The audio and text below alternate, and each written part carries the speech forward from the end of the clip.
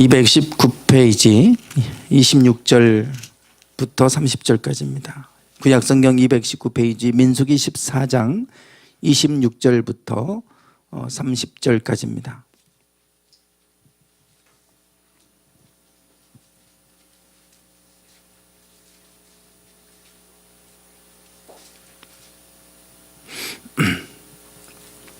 민수기 14장 26절부터 30절까지 교독하시겠습니다. 여호와께서 모세와 아론에게 말씀하여 이르시되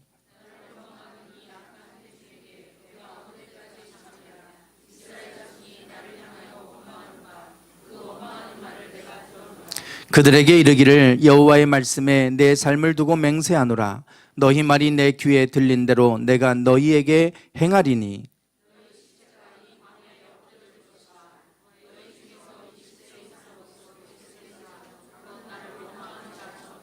여분네의 아들 갈렙과 눈의 아들 여호수아 외에는 내가 맹세하여 너희에게 살게 하리라 한 땅에 결단코 들어가지 못하리라. 아멘. 네, 우리가 이번 달 광야에 대해서 말씀을 나누고 있습니다. 우리가 살다 보면 저런 인생의 광야들을 만나게 되고 또 광야가 없는 삶이란 생각할 수도 없죠. 광야를 만나는데 문제는 이 광야를 인생의 노년기에 만나면 정말 고통스럽죠. 일찍 광야를 통과해서 하나님의 축복의 땅에 들어가는 법을 알아야 될 텐데 하나님이 광야를 통해서 우리에게 가르치시고자 하는 바가 있는데 이거를 뒤늦게 깨닫는다면 참 안타까운 일입니다. 그래서 이 광야 그러면 우리가 왠지 가고 싶지 않은 곳, 또 광야는 아주 끔찍한 시간, 고통의 시간들 이런 것들로 생각을 하게 됩니다. 그렇지만 성경은 뭐라고 말씀하냐면 하나님께서 이스라엘 백성들을 40년 동안 내게 광야길을 걷게 하신 것을 기억하라 이렇게 말씀을 하고 있습니다. 그들을 광야의 길로 걷게 하셨다. 목적이 있다는 얘기죠. 일부러 하나님이 그들을 즉각적으로 출애굽시킨 후에 가나안 땅으로 인도해 들이신 것이 아니라 광야길을 통과하게 하셔서 무언가를 가르치신 후에 그리고 가나안 땅에 들어가게 하셨다. 그렇다고 한다면 가나안 땅이 중요한 것이 아니고 광야 여정을 통해 하나님께서 우리에게 가르치시고자 하는 바를 아는 것이 중요한 것입니다. 그것을 알면 어느 곳에 가도 우리는 하나님이 적과 꿀이 흐르는 땅 가나안 땅 축복의 땅으로 인도하게 하실 것입니다. 그러나 그것을 배우지 못한다면 우리는 절대 그 가나안 땅에 들어갈 수가 없죠. 그래서 하나님이 그들을 광야길을 걷게 하셨다는 것을 기억해라. 잊지 말아라. 이렇게 말씀하십니다. 평생 동안 너는 왜 하나님이 너희들을 광야길로 걷게 하셨는지 너는 그거 잊지 말고 기억해라. 이렇게 우리에게 말씀해 주고 있습니다.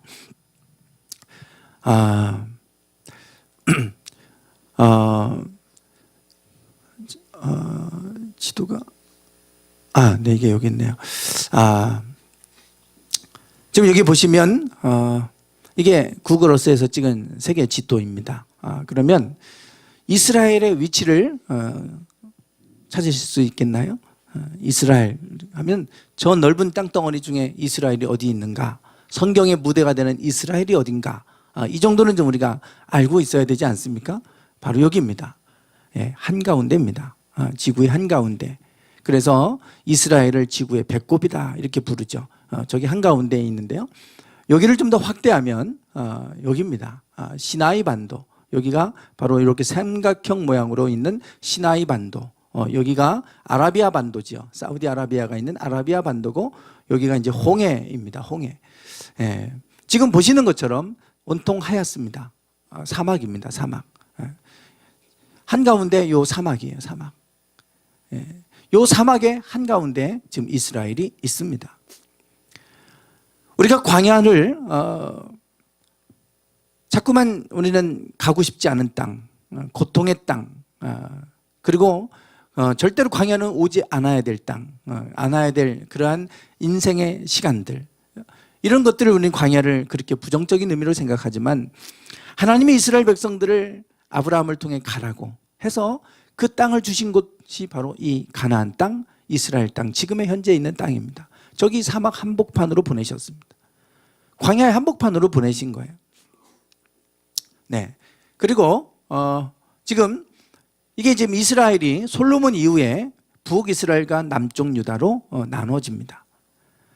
다윗과 솔로몬 때 통일왕국을 이루고 가장 번성기를 이루었다가 솔로몬 이후에 나라가 두동강 나면서 둘로 쪼개지면서 아주 급격하게 국력이 쇠약해지게 되죠. 그리고 나서 북이스라엘과 남유다. 북이스라엘은 갈릴리 호수, 요 요단강과 갈릴리 호수를 중심으로 이렇게 있었고요. 남쪽 유다는 사해바다 쪽입니다. 요 언저리 왼쪽에서 요 밑에 쪽으로 이게 남쪽 유다입니다. 북이스라엘은 이런 갈릴리 주변이기 때문에 이스라엘 성지순례를 가보면 북이스라엘의 갈릴리 주변은 저렇게 아주 뭐 농사를 짓고 할 정도로 비옥합니다. 땅이 너무 좋아요. 유다, 저희는 예루살렘으로부터 시작해서 갈릴리 쪽으로 올라갔는데 저 사막으로부터 밑에서부터 해서 이스라엘만 저희는 보고 왔어요. 제가 호서대에서 박사과정을 마치고 졸업할 때 이스라엘 성지순례를 가면서 그때 교수님들과 같이 갔어요. 교수님들이 구약 전문가도 있고 역사 전문가도 있고 신약 전문가도 있고 그 교수님들이 가서 다 설명을 해주니까 훨씬 더 많은 공부가 되는 거예요. 그래서 거기 호서대에서 진행하는 성지순례 프로그램은 이게 그냥 단순한 여행이 아니고 공부하러 갑니다. 철저하게 그 교수님들이 다 각 분야별로 준비하신 것들을 가지고 다 설명을 해주시고 한 학기에 배울 수 있는 거를 그 10일 동안에 거기 가서 다 배우고 오는 거예요. 그런 프로그램인데 이스라엘만 가서 쭉 사막 유대 광야 사막에서부터 저 갈릴리 북방까지 쭉 훑어서 올라갔어요.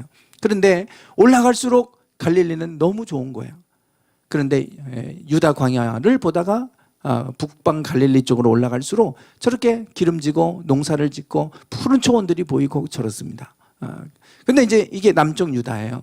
유다는 산지예요, 산지. 산 위에 언덕에 이렇게 있는 집들인데 저렇게 그냥 뭐 우기 때가 되면 조금씩 이렇게 풀 같은 것이 나겠지만 저렇게 민둥산과 같은 저런 곳에 집을 짓고 살아가는 정도로 예루살렘 유다 땅은 저런 광야입니다. 그래서 유대 광야라고 부르게 되죠. 그런데 북이스라엘이 역사 속에서 사라져 버렸고 남유다는 저런 곳에 척박한 땅에 살고 있는 유다 지파가 살아남았어요. 역사 속에서. 우리가 볼 때 저런 땅에 살고 있으면 저런 땅에 살고 있는 유다가 먼저 끝나야 될 것 같고 북이스라엘이 더 번창해야 될 것 같잖아요. 그렇지 않아요. 이스라엘 가봐도 부엘세바라고 하는 곳은 남쪽의 최남단에 있는 도시인데 이 부엘세바도 이 사막에다가 숲을 만들어 놨어요. 이 유대인들이. 그 정도로 지금 그 사막에 있는 도시입니다. 그냥 사막이에요, 사막. 근데 사막에서 꽃을 피우는 그러한 나라이기도 한데 부엘세바, 물론 하이파 같은 도시도 있지만 주로 중심지는 예루살렘과 부엘세바와 그쪽 중심이고 갈릴리로 갈수록 저렇게 조언이 있고 그런데 농촌 지역이라 그런지 가난한 거예요. 북이스라엘이 훨씬 지형적으로 보면 환경적으로 보면 훨씬 더 비옥한 땅을 가지고 있었기 때문에 더 번창해야 될 것 같은데 오히려 북이스라엘은 멸망했고 남쪽 유다는 남아서 지금까지도 그 유다 지파가 이스라엘을 이루고 있지 않습니까? 역사의 아이러니예요. 저렇게 척박한 환경에서 광야에서 살고 있었던 유다 민족이 더 일찍 역사 속에서 사라져야 될 것 같은데 유다는 남아있어요. 지금까지도. 네. 그래서 하나님이 이스라엘 땅을 이스라엘 백성들을 가나안 땅으로 인도하기 전에 광야로 인도하셨다. 우리가 광야에 들어가면 죽을 것 같지만 절대 그렇지 않다. 광야에 있는 것 같아도 이스라엘은 광야 한복판 사막 한복판에 있는 작은 나라지만 하나님은 지금까지 그 나라를 지키고 있죠. 위에는 로마도 있고 또 그리스 알렉산더 대왕에 의해서 그 그리스가 있었고 메소포타미아 문명에는 바벨론, 페르시아 제국도 있었고 아수르 제국도 있었고 밑에는 애굽 땅이 있었고 사방에 거대한 문명들이 그들을 둘러싸고 있지만 그래도 여전히 살아남아 있는 이스라엘. 그 광야 속에 살고 있는 작은 민족이 지금까지 살아남아 있는 것 참 미스테리이죠. 그런 이스라엘 어떻게 해서 유다 지파는 저런 광야 척박한 땅에 살면서도 지금까지 살아남았을 뿐만 아니라 이 세상에 민족 중에 가장 뛰어난 민족으로 남아 있을까? 저는 오늘 그 말씀을 좀 나누려고 합니다. 어떻게 저렇게 북이스라엘은 초원지대 좋은 땅에 살고 있으면서도 역사 속에서 사라져버린 것인가? 우리가 광야에 산다고 해서 절대 죽는 것도 아니고 그런 척박한 땅에 산다고 해서 우리가 정말 가난하게 어렵게 살아가는 것도 아니더라 라고 하는 것을 성경은 보여주고 있습니다. 이스라엘 백성들이 이 광야의 여정을 갈 때 이 광야의 여정은 축복의 시간들이었어요.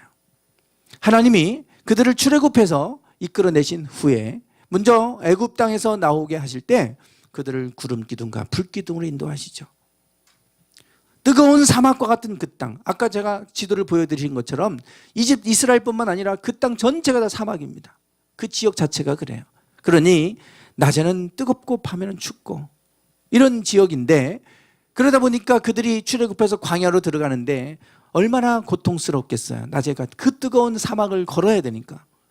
그런데 하나님이 구름 기둥으로 그들을 그늘이 되어주셔서 지켜주시고 막아주셨어요. 해가 너를 상하지 못하게 하겠다 그랬어요. 그리고 불 기둥으로 밤이 되면 너무 추우니까 하나님이 그들을 따뜻하게 지켜주시는 거예요. 어떤 민족이 이 광야 속에서 구름 기둥과 불 기둥으로 인도함을 받았습니까? 이스라엘 민족 중에서도 이스라엘 역사 속에서 출애굽할 때 이 세대 말고는 이런 경험이 없어요. 이 세대만 이런 경험을 했어요. 이 세대만. 그러니 그들은 비록 광야 속에 들어가지만 하나님의 축복을 다 경험했던 사람들이에요. 홍해를 가르고 마른 길처럼 그들이 그 홍해 한복판을 지나가죠. 어느 민족이, 또 그 이스라엘 민족 중에서 어느 세대가 홍해를 가르고, 그 큰 홍해를 가르고 그곳을 길처럼 마른 땅처럼 지나간 민족과 또 그 세대가 어디 있어요? 없잖아요. 오직 그 세대밖에 없어요. 모세가 이끌어왔던 그 세대. 홍해를 가르고 그들이 도착했던 곳은 수르광야였습니다. 그들이 3일 동안 마실 물이 없었을 때 간신히 물을 찾았어요. 오아시스와 같은 물을 찾았는데 도저히 너무나 광물질이 많이 녹아 있어서 써서 먹을 수가 없는 거예요. 하나님은 모세를 통해서 그 쓴물을 단물로 바꿔주셨죠. 그 쓴물을, 마라의 쓴물을 단물로 바꿔주셨던 그 은혜를 경험했던 민족입니다. 수르광야를 지나서 신광야, 먹을 게 없는데 하늘에서 하나님이 만나를 내리셔서 공급해 주셨어요. 만나를 내리셔서 공급해 주셨어요. 지난 수요일 날 니가타 선교사님이 오셨어요.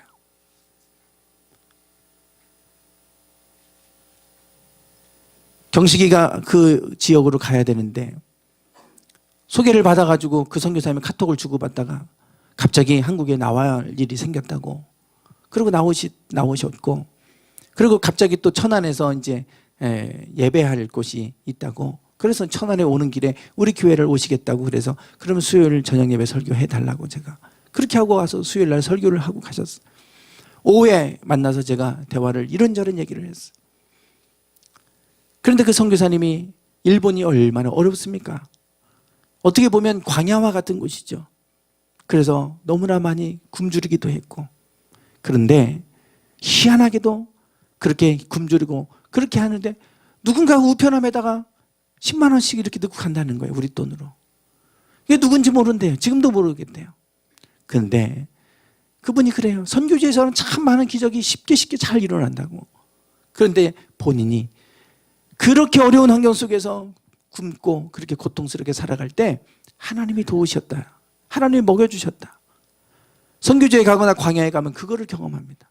지금은 우리가 가나안 땅에 들어가면 만나가 끊어졌잖아요. 우리 힘으로 노력해서 얻어서 우리가 먹을 수 있는 것들이 있으니까 굳이 하나님이 공급해 주시지 않아도 살 수 있지만, 광야는 그런 곳이 아니에요. 하나님이 공급해 주셔야 살 수 있는 상황이 오면 하나님이 공급하시는 거예요. 하늘에서 만나를 내려주셨어요. 그래서 그들은 만나를 먹었고 그거를 통해서 40년 동안 이 광야 여정을 지나게 됩니다. 어느 세대가, 어느 민족이 이 만나를 보고 먹어본 사람이 누가 있습니까? 없어요. 이 세대밖에. 유일한 민족, 유일한 세대, 지금 이 출애굽했을 때 그들입니다. 그리고 르비딤 광야, 신광야를 지나 르비딤 광야, 신의 광야로 들어가는 여정이에요.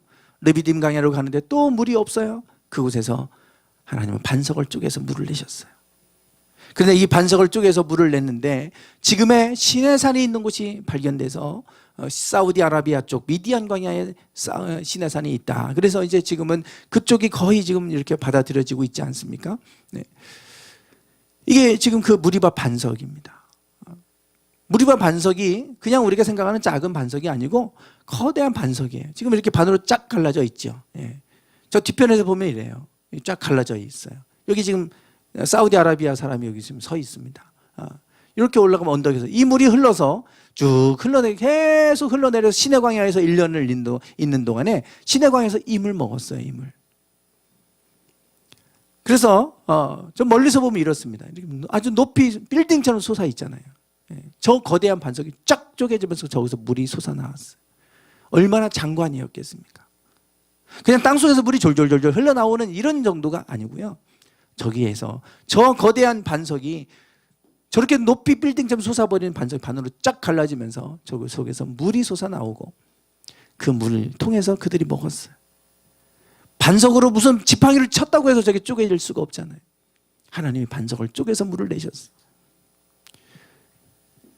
요 한 가운데, 아까 이 가운데, 요 가운데 갈라져 있잖아요. 그 가운데를 보면 이렇게 구멍이 뚫려 있고 물이 흐르는 흔적이 있어요. 저 바위 안에.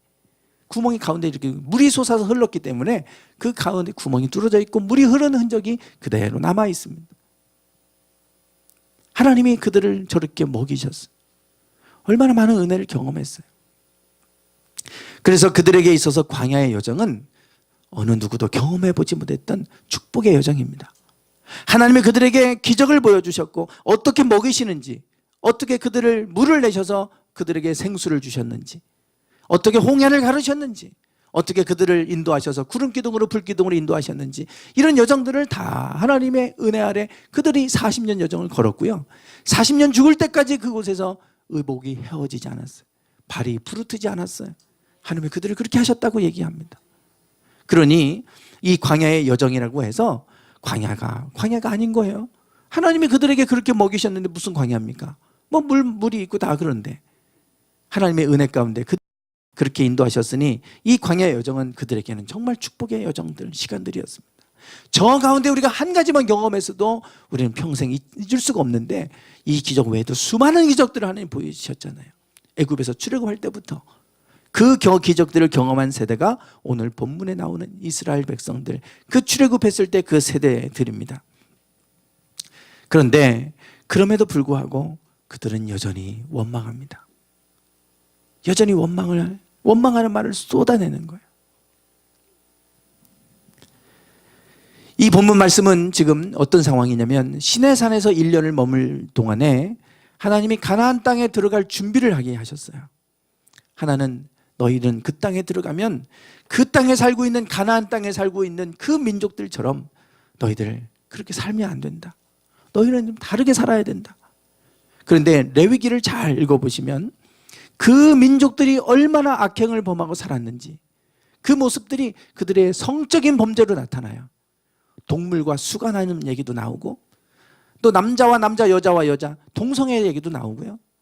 또 거기에 부모의 하체를 범하지 말아라, 고모의 하체를 범하지 말아라, 온갖 사람들의 아무 하체나 범하지 말아라, 이런 성적인 음란함, 너희는 그 땅의 풍습을 따라 살지 말라는 거는 그 가나안 땅의 사람들이 다 그렇게 하고 살고 있다. 지금 너희는 그렇게 하면 안 된다. 화가 난다고 사람을 함부로 힘 있다고 사람을 죽여버리는데 너희는 살인하지 말아라. 너희는 절대 간음하지 말아라. 내가 저 물건이 갖고 싶다고 내가 힘이 있다고 저 사람을 죽이고 저 물건을 뺏어가는 그런 도적질 하지 말아라. 남의 집을 탐내지 말아라. 말씀하세요. 그 당시는 너무나도 보편적으로 쉽게 이루어졌던 일들인데 하나님은 이미 그때부터 너희는 그렇게 살면 안 된다. 너희는 절대 그렇게 하지 말아라. 그리고 주신 게 십계명이에요. 너희는 달라야 된다. 너희는 나의 백성들이니 그렇게 살면 안 된다. 그들의 풍습을 따르지 말아라. 그래서 주신 십계명을 주셨고, 그리고 너희는 그 땅에 가면 사람들이 음란하게 제사를 드리는데, 우상 앞에 제사를 드리는데 너희는 나에게 제사를 드려라. 그래서 만들어 주신 게 성막이에요. 성막. 하나님 앞에 번제단을 갖다 놓고 너희들이 죄를 지을 때마다 내게 와서 속죄제를 드리면 내가 용서해 주겠다. 그 땅에 가서 하나님 말씀대로 살면 좋지만 말씀대로 살지 못할 수 있잖아요. 어떻게 인간이 100% 하나님 말씀대로 삽니까? 그러면 용서할 수 있는 길을 열어주셔서 제사를 드릴 준비를 하게 하셨고 용서받을 수 있는 그 방법들을 그들에게 주시고 그 땅에 가서 제사 드릴 수 있도록 1년 동안 성막 준비하게 하셨어요. 다 끝난 다음에 이제는 너희는 가나안 땅에 들어가라. 그리고 보내신 거예요. 시내산에서 출애굽해서 시내산에 있을 때까지 약 1년 정도입니다. 1년 정도. 11개월 동안 이 시내산에서 머문 시간 빼면 2달밖에 안 돼요. 이 광야 여정은. 그리고 시내산에서 다 준비를 마친 다음에 그리고 하나님이 이제는 가나안 땅으로 들어가라. 준비 끝났다. 그리고 들여보내시는데 먼저 12명의 정탐꾼을 좀 보내달라고 하죠. 그래서 모세가 정탐꾼을 보냈어요. 40일 동안. 정탐꾼을 보냈더니 그들이 갔다 와서 보고를 하는 거예요. 그 보고를 듣고 그들이 12명 중에 여호수아 갈렙 2명 빼고 10명이 부정적인 보고를 한 거예요. 그 땅을 보고 와서 그들이 그 말을 듣고 원망합니다. 하나님이 뭐라고 말씀합니까? 모세와 아론에게 말씀하시죠. 나를 원망하는 이 악한 회중에게 내가 어느 때까지 참으랴.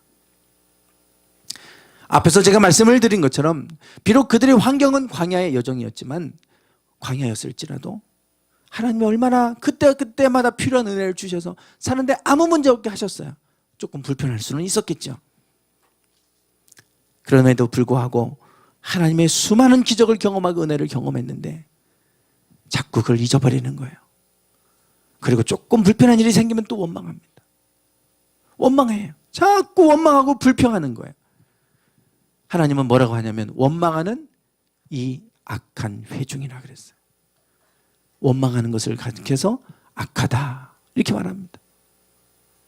하나님이 그렇게 많은 은혜를 주셨지만 그 은혜에 감사하기보다는 원망하는 그들을 향하여 이 악한 회중을 내가 어느 때까지 참아야 되겠냐. 악하다 말씀하시죠. 그러면서 말씀하세요. 같이 한번 읽어볼까요? 시작.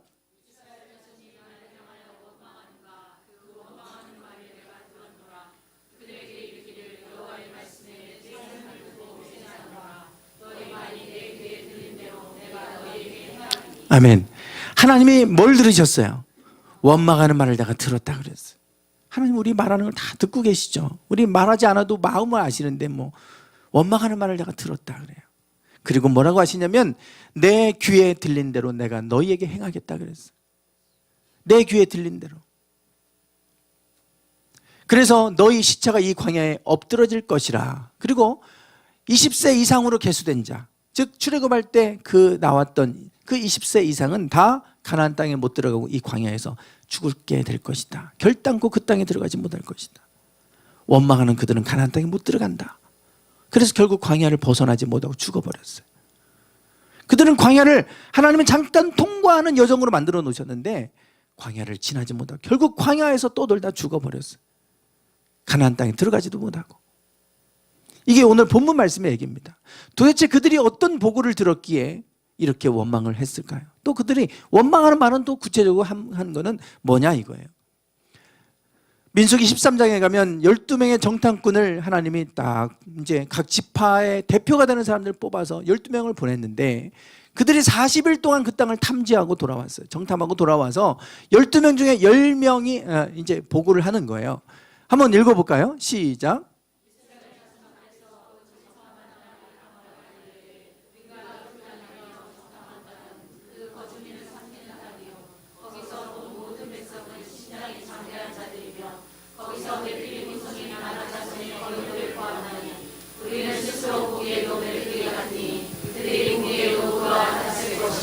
네, 그들이 정탐한 땅을 악평했어요.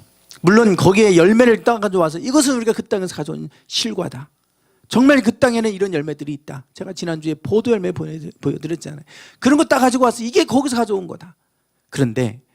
그러나 그 자손들, 거기에 살고 있는 그 거주민들은 얼마나 큰지 신장이 장대한 거인들이라는 거예요.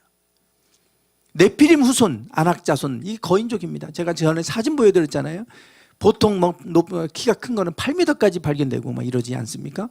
골리앗이 3m가 넘었으니까요. 그런 거인족들이 살고 있는 거예요. 골리앗과 같은 거인족들이. 그래서 그들 보기에 우리는 메뚜기 같다. 그런 얘기를 하는 거예요. 야, 그 땅은 좋아도 우리가 그 땅에 들어가면 저들과 어떻게 싸워 이기나? 우리는 절대 그 땅에 못 들어간다. 그 땅은 거주민을 삼키는 땅이다. 이렇게까지 악평을 합니다.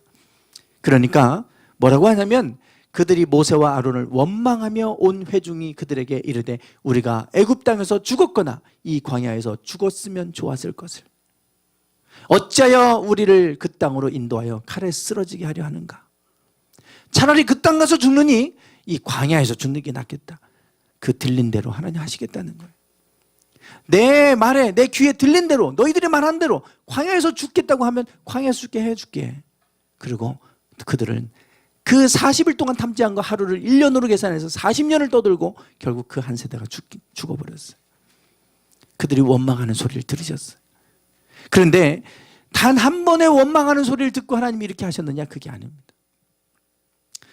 아까 그 광야를 거칠 때마다 하나님 기적을 보여주셨다 했는데 홍해를 가르고 건너서 수르 광야에 도달했을 때 3일 동안 물을 찾아도 물을 얻지 못했어요. 그때 백성이 모세에 대하여 물을 찾았는데 마실 수가 없는 물인 거예요.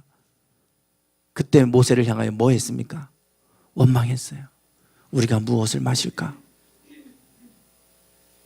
물이 없을 때 원망하는 거예요. 그래도 하나님이 이해해주고 아직 나를 모르니까. 그리고 하나님 기적을 보여주셨어요. 봐라, 나는 이런 하나님이다. 원망이에요, 원망. 물론 홍해 앞에 부딪혔을 때 또 원망합니다.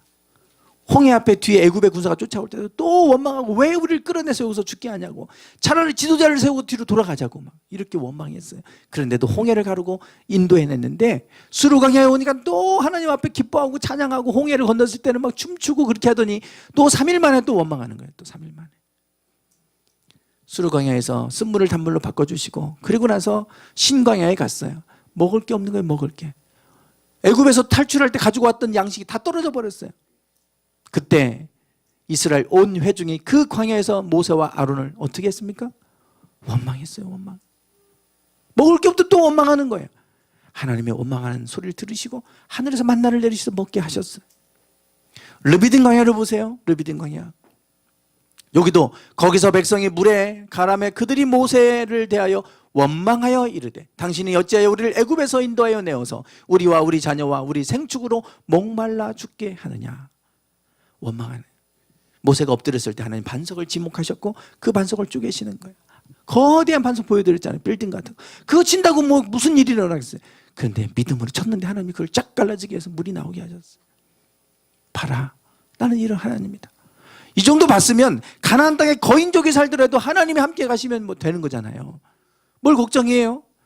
쓴물도 단물로 바꿔주시고 하늘에서 먹을 게 없으면 만나도 내려주시고 그리고 먹을 물이 없으면 그 거대한 빌딩과 같이 높은 그 반석도 쫙 갈라지게 해서 거기서 한가운데서 물이 나오게 하시는데 그 거인족 뭐 별겁니까? 그런데 가고 또 악평하니까요. 또 원망하는 거예요. 차라리 이 광야에서 죽었으면 좋았을 것을 왜 우리를 이끌어내서 죽게 하느냐. 애굽에서 죽게 하든지 광야에서 죽게 하든지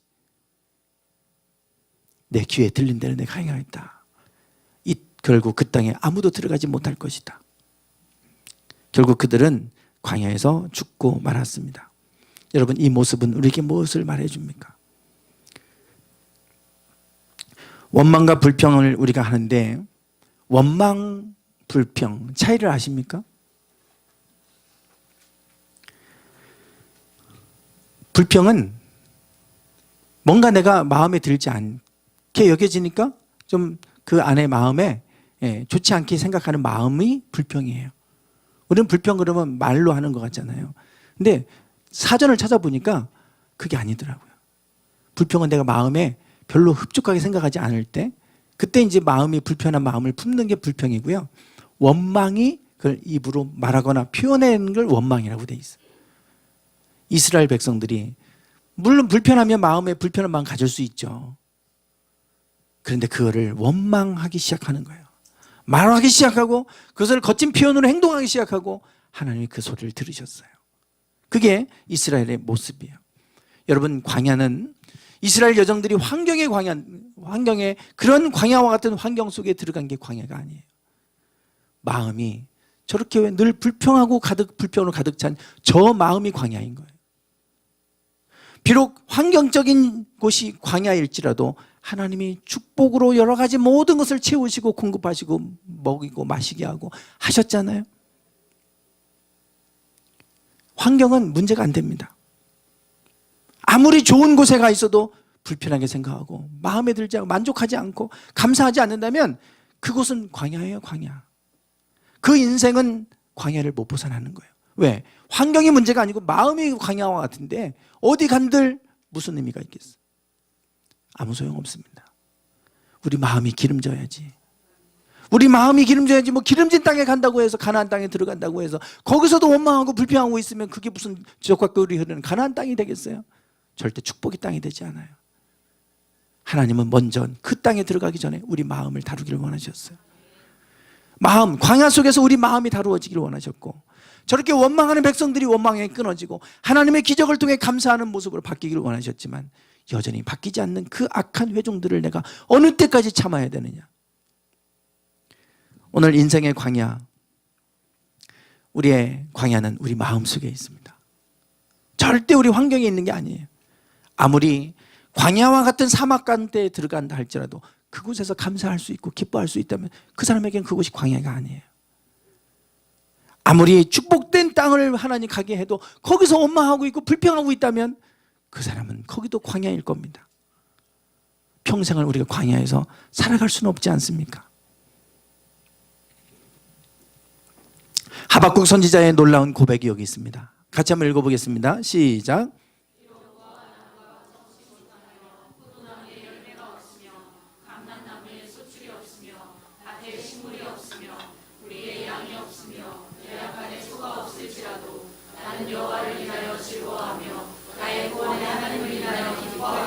아멘. 하박국 선지자가 뭐라고 얘기하냐면 비록 무화과 나무가 무성하지 못하다, 포도나무에 열매가 없다, 감람나무에 소출이 없고 밭에 식물이 없고 우리 안에 양이 없고 외양간에 소가 없을지라도, 이게 없다는 얘기는 지금 인생의 광야 속에 있는 거예요. 농사를 져도 소출이 없어요. 열매가 맺히지 않아요. 벌레가 먹었는지 기근이 와서 그런지 열매가 없어.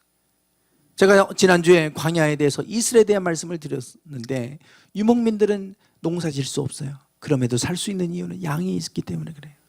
양을 치기 때문에 양으로부터 많은 걸 얻어요. 공급받아요.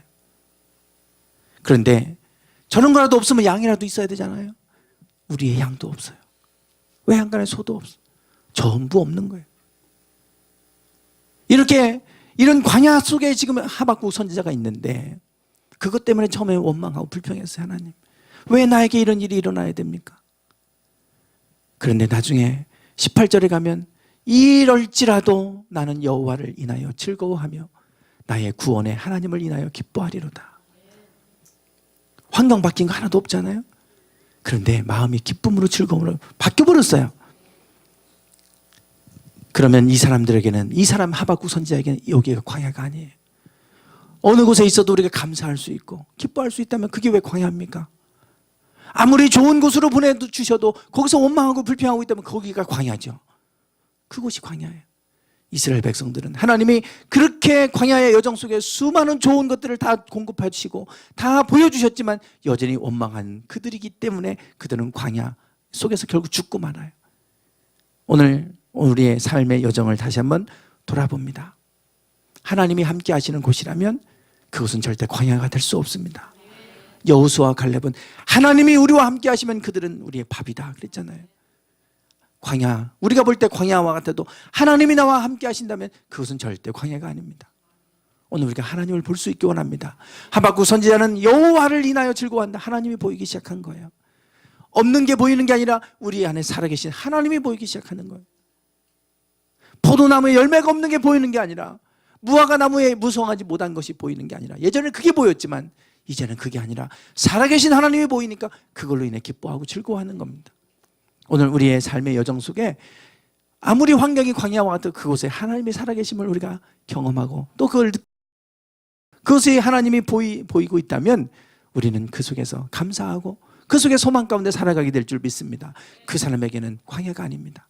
오늘 우리가 인생의 여정을 살아가는 동안에 우리의 마음이 광야처럼 메말라가지 않기 원합니다. 감사함으로 넘친다면, 늘 감사할 수 있다면, 그러면 우리가 가는 곳, 어느 곳이든지 그곳은 광야가 아니라 축복의 땅이 될 줄 믿습니다. 기도하겠습니다.